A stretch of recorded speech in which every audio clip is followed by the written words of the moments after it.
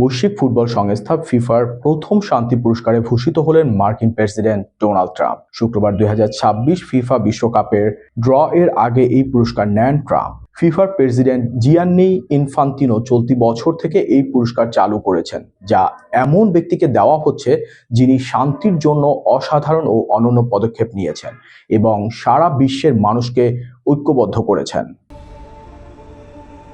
বিশ্বকাপের ড্রতে ইনফান্তিনোর সঙ্গে ট্রাম্পের হাজির হওয়া এবং গত কয়েক মাসে ফিফা প্রেসিডেন্টের সঙ্গে তার বেশ কয়েকবার একসঙ্গেই দেখা যাওয়ায় ট্রাম্পই এই পুরস্কার পেতে যাচ্ছেন বলে আগে থেকেই ধারণা করা হচ্ছিল।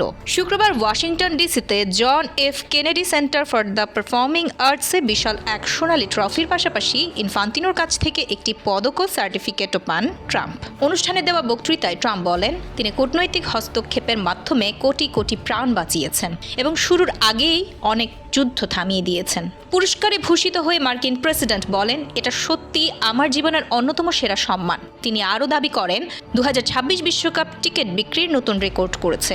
ট্রাম্প বলেন, জিয়ান্নি অসাধারণ কাজ করেছেন। এটা আপনার ও খেলা হিসেবে ফুটবল বা যাকে আমরা সকার বলি তার প্রতি চমৎকার এক উপহার। এই সংখ্যা যা আমরা সম্ভব ভেবেছিলাম তাকেও ছাড়িয়ে গেছে। ট্রাম্প আরও যোগ করেন, বিশ্ব এখন অনেক বেশি নিরাপদ।